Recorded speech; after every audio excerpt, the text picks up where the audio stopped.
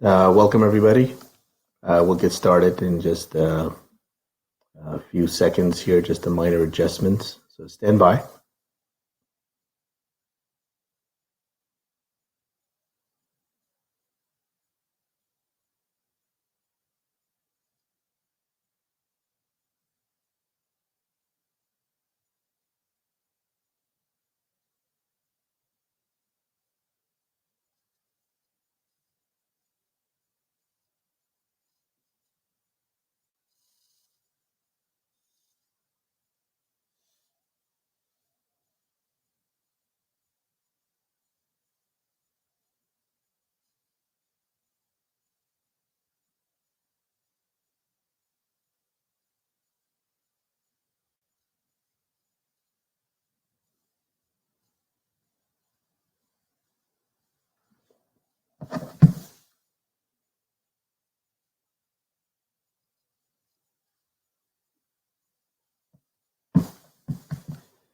Okay.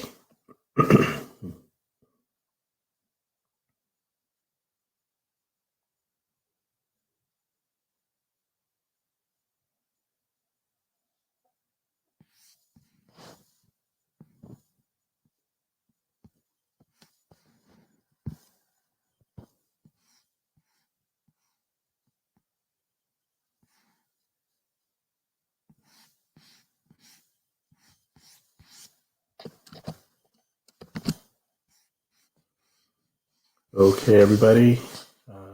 We'll get started in a second here.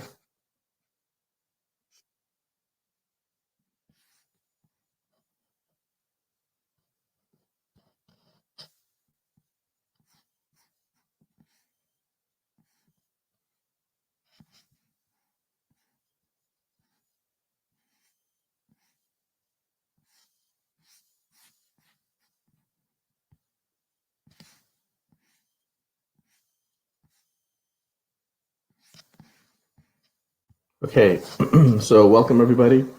We're going to go through multi-cloud security and compliance, governance, and best practices for the public cloud. This is a very interesting space and growing pretty rapidly.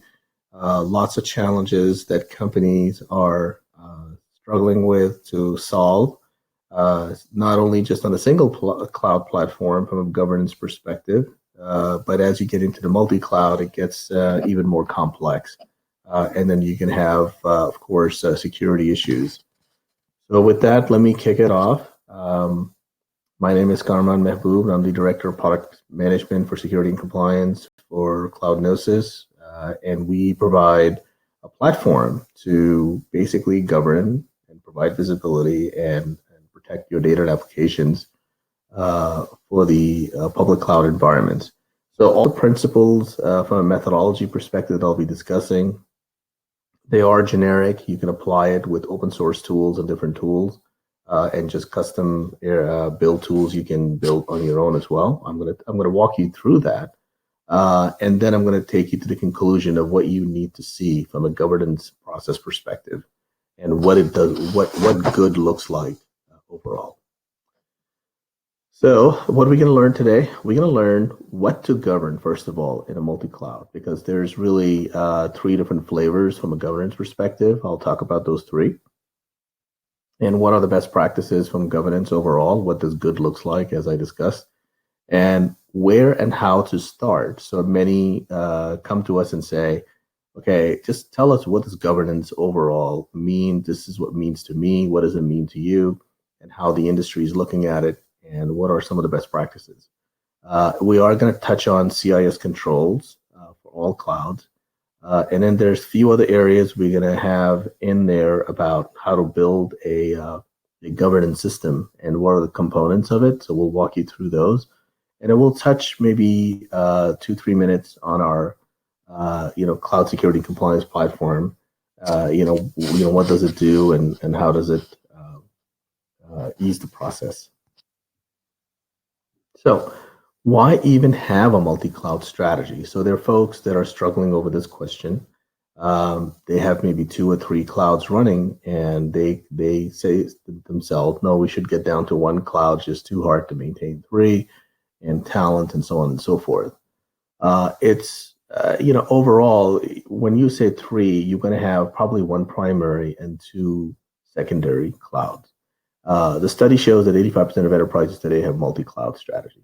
They just have it because of the M&A activity, their talent, just lack of talent in one area versus other. So there's just different reasons for having multi-cloud, even specific technology reasons that can help. So, one technology may be more useful in one cloud than others, from a search standpoint, from a machine learning standpoint, and what have you. So as I said, it's technology, cost, and talent. So multi-cloud is the new way of doing things. So let's get used to it.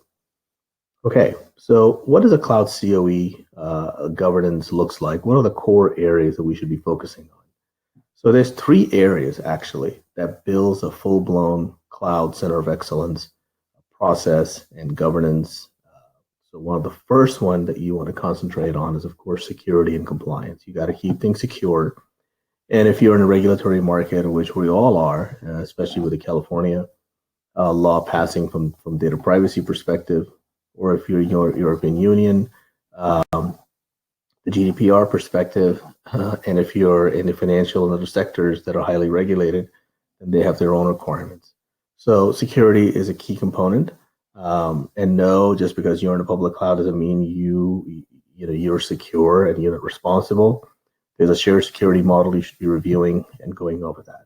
The second one is financial controls. So cloud governance around cost, and that has to do, the cost actually looks at utilization capacity, reserve instances and tagging and so on.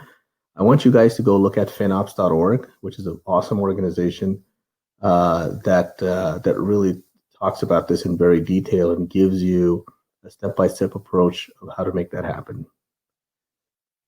And the last one is performance management. So performance management is around machine metrics, reliability, right sizing, and so on. So all these principles combined actually giving you what is called well-architected framework, which is a principle that was kind of coined by AWS, but it applies to pretty much everything that we do today in the cloud. So build these automations, enforcement, and self-healing cloud. That's what the end game should look like for you. But today we're going to focus on security and compliance. That is the goal today. Okay, just security and compliance, but don't forget the other two areas which are equally important. So what are the common threads to governing security for the public cloud? And you want to do this at scale. Okay, if you set it up right, and if you have the right methodologies you want to follow, it doesn't matter if you're doing $1 million a year in cloud, if you want to do 100 million in cloud, it'll all scale out. So the very first thing is that you have to take the software-defined infrastructure controls. That's the core. So take a look at software, what we have done on the data center side, where software is defining the infrastructure, and it's also controlling the configurations of these infrastructure. That is a core principle that you want to hold on to and investigate. And basically, we're going to drill this down, actually, all these things. So right now, they may not make as much sense, but I think they will. They'll be very clear a few slides later. Second one is, in the cloud, it's mostly process and technology automation. Okay, it's very little people, and the reason for that is because cloud runs so fast. Changes are taking place so quickly, and you have all these building blocks, little Legos with lots of configurations around them. It's almost impossible to keep track of them manually. So you have to have automation, and you have to have a process to be able to control all of that. The last one is governance. So governance equals collaboration, enforcement, and self-healing. So all of that combined, all of these, three things all together, it's really where you want to look at a cloud CoE for security and compliance. So keep that in mind. And we're going to drill these things down more. So as I mentioned before, that cloud has velocity, and you can't humanly see thousands of configurations every day and fix them. I mean, let alone fix them, let alone see them. So you have to have some form of of a framework-based control. So what I mean by framework is that if you're in a security world, you have to pick a framework, either ISO 27001 or NIST 853, or cloud security frameworks, and then there are different ones that you can select. So you have to have a framework in place, and then the framework requires control testing, which you should be having as well. And then you have to look at your monitoring and automation process. They have to be continuous monitoring. It can't be a snapshot in time, once a month, once a quarter. It really has to be ideally in real time, but that gets very expensive. But at least every hour on the hour, you should be looking at the entire footprint and figuring out that is it according to our policies or not. And the last one is, don't forget the DevOps space. So there's also not just governing what's in the cloud, but also you need to govern what's outside the cloud, which is your DevOps chain or CI/CD automation. So that needs to be inspected to make sure that before assets are spun up and put in a cloud, are they conforming to our corporate policies? Okay, so security governance for public cloud. Okay, what are the three components? How do we build the security governance specifically? Just drill this down a little bit further. So, first of all, we need to agree on a set of corporate policies for security and compliance. Okay, now easy said, extremely hard to do for the cloud, because the word I underline is called granular. What does granular mean? Well, granular means that anybody who opens up a S3 bucket, has to make sure that it's not public unless if it's a website, and it's closed by default all the time. And so, firewall settings, specifically, how are we going to manage those firewall settings for the load balancers, for ALBs, for application load balancers and elastic load balancers and so on.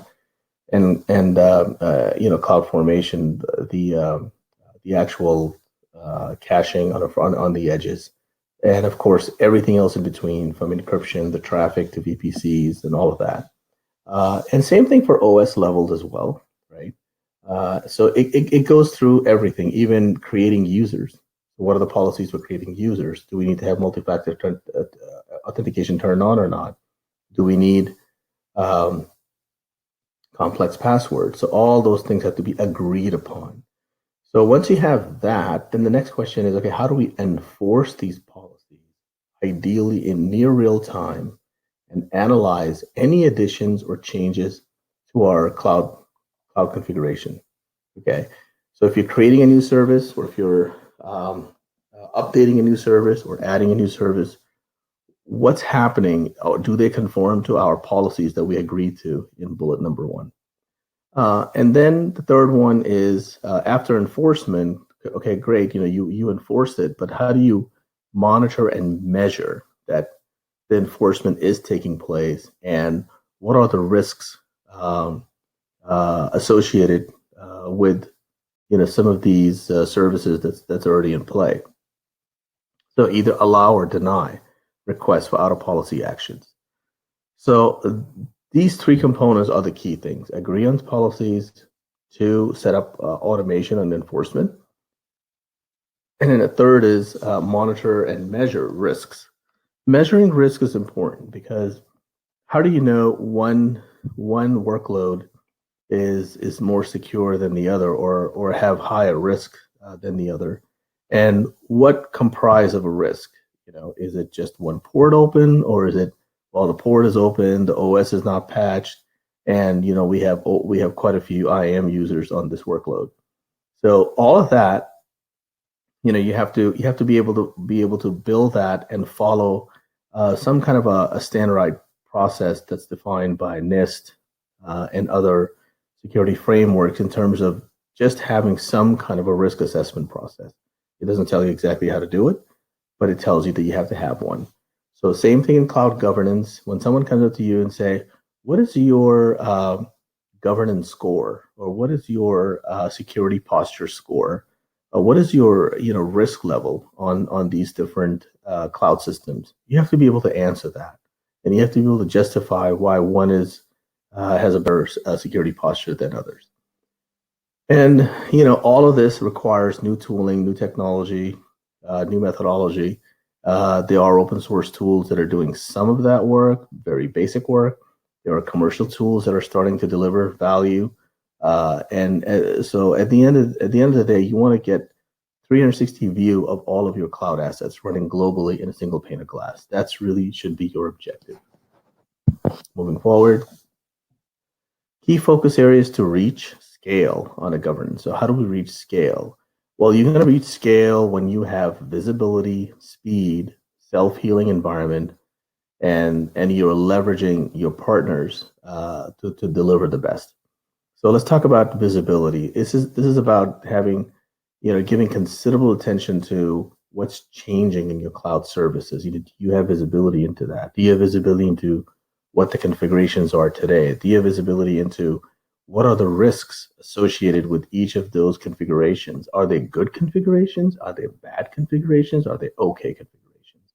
And do these configurations map to a specific framework or to maybe our own corporate policies? Okay, that's what we mean by visibility. Speed is about speed. You can only get speed through automation and with very little human interventions. So you have to have continuous delivery or monitor changes. So think of it like a CI/CD pipeline flow that's going fast, check in and check out of codes and pushing through testing and unit testing and all that. Same principle applies in the cloud.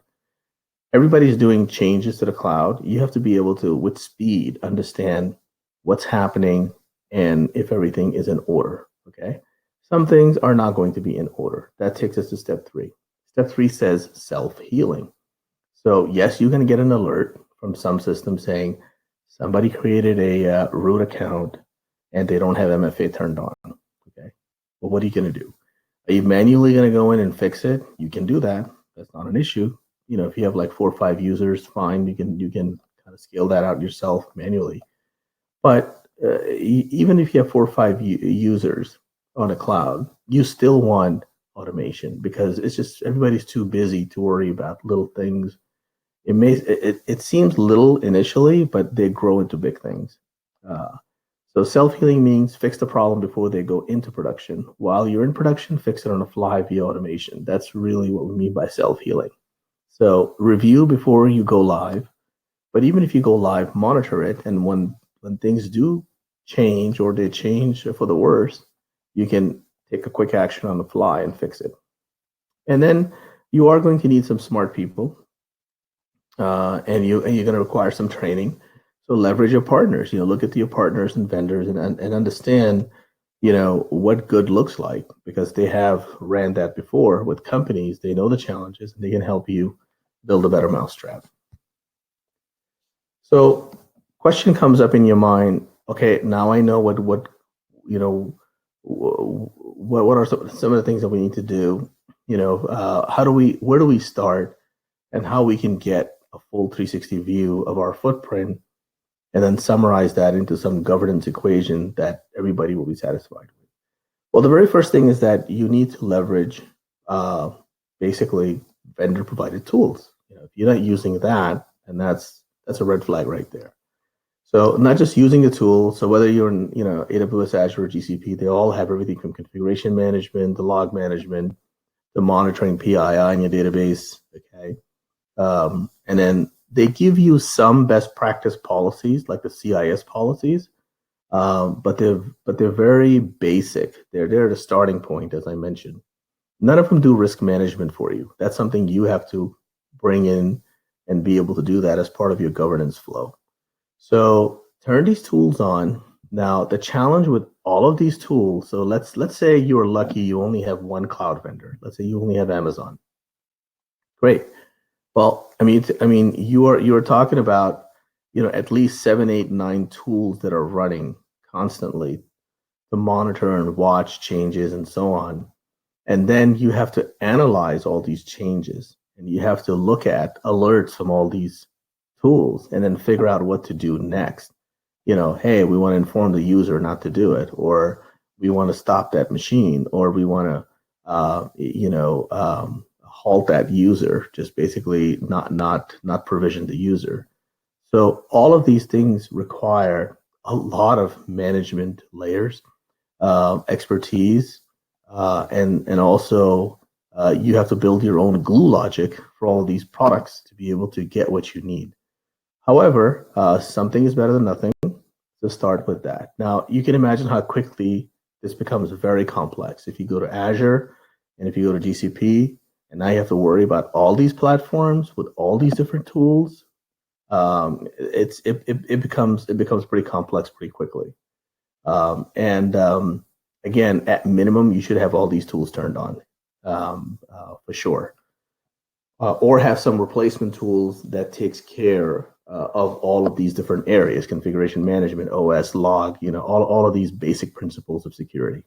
Okay. Now, you might say, well, gee, my budget is actually zero. And on top of it, I don't have any time either. Okay. It doesn't mean that, you can't do anything. That's not true. The very simplest thing is that, you're asking that, how to build and manage and enforce these policies at scale. Okay. And in addition, understand risks, question mark. That is the question. And you don't have any budget or time. Our opinion absolutely is to start with CIS, Center for Internet Security. Okay. And they have benchmark control set up for AWS, Azure, and GCP. Just turn those on and enforce those. Okay. And then once you get good with that, then you can go into what is called custom signature writing. Okay. And a third one is automation. So at this slide, you may be asking, well, I don't know what CIS is. I definitely don't know what you mean by custom signatures. And automation, exactly what do you mean by automation? What to automate, how to automate. The next 3 slides, I'm gonna build up the CIS first.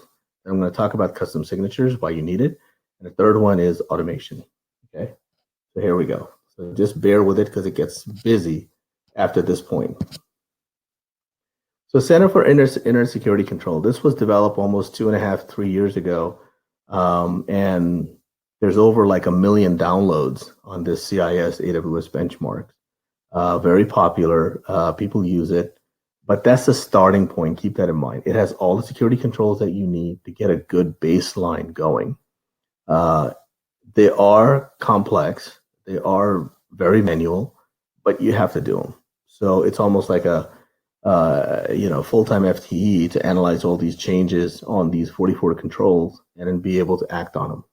But that's something you have to do in order to create the best security posture. The second one is, okay, give me an example. Let's say for an S3 bucket. So S3 bucket from a CIS control standpoint, there's maybe I think 4 or 5 controls. There aren't that many. Okay. But in order to fully analyze and govern just one service of AWS called S3 bucket, which most of the hacks takes place, you can see there's enormous set of controls that you need to test and analyze every hour on the hour and report back and to say, are we good? Are we not good? Oh, okay, we have to fix this one, right? So all these controls that you're looking at, checking for AWS S3 bucket public write access or right, all these things, you can go to the console, open the console in the GUI and look at these settings and say, okay, we're good. Well, how many times in a day are you going to look at console? And that's just for one service, S3. And let's say you have 400 S3 buckets in your cloud system. And on top of that, you multiply with all these controls. So it gets complicated very quickly. And that's life in a cloud world. You just have to accept that, because if you don't take it this seriously, you will have a breach for sure. So that's just for S3 bucket, right? So some people may ask, okay, what about another popular service called VPC? How do we govern virtual private cloud? Okay, same thing. You can turn on the AWS config. That's easy to do. You can turn on flow logs for VPCs. At least you're tracking what's going in and what's going out. But at the same time, you have to look at the configurations of the VPC. And so configuration and activity are 2 different things. Activity is just transactions going through a configuration. A configuration is a starting point. So at the starting point, you have to make sure there's no unused VPC internet gateways. You have, ineffective network ACL deny rules. You have unrestricted network ACL inbound traffic. All these things you have to manually check, okay, and make sure your VPCs are secure. That is one of the first line of defense where the attackers enter your network, okay? So all of these things you have to write scripts for, okay? You can write these scripts, no big deal. It requires expertise, of course, but let's say you wrote them, and that generates a set of data. And then you have to have some kind of an expert system that analyzes this every hour on the hour and generates an alert if it's out of bound. Okay, so let's say we do all that. We use cloud native tools. We turn on all these configs and trails and CloudWatch and all these other services. We start pulling in all this data. We also write our custom scripts as well, okay, which is very hard to do. That's the bottom part. That's the machine metadata, all the configurations around S3s and VPCs and all the services. Then you got to pull all that in, okay? Then you got to compare against your policies and your controls and your frameworks, and then policy for governance that you have in place. And it goes through this triage analysis, and then it tells you whether you're passing or failing a specific security policy sets, okay, whether it's ISO 27000 or NIST or whatever, or your own custom, doesn't matter. And then you have a risk rating associated with that, okay? That's the level of effort that it takes to get things moving.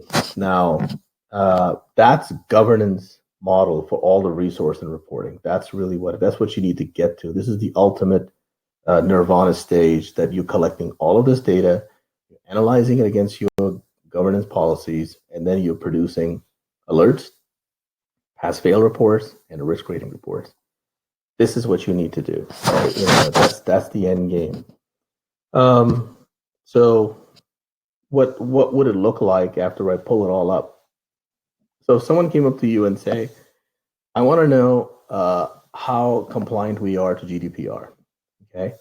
And in my AWS accounts, I have 10 EC2s, 10 VPCs, 20 load balancers, and 18 S3s, and 12 RDSs. Can you tell me right now if I'm compliant or not, and where am I failing those controls?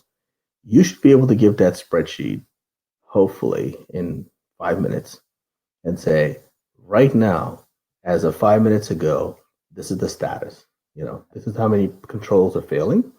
This is how many controls are passing. And these are the different categories of the resources that are failing and passing. That's just for one article 25. And you got to go through all the articles and generate that report and give it to that person. That's when you know you have governance in place. That's what governance means in the cloud. It's not easy.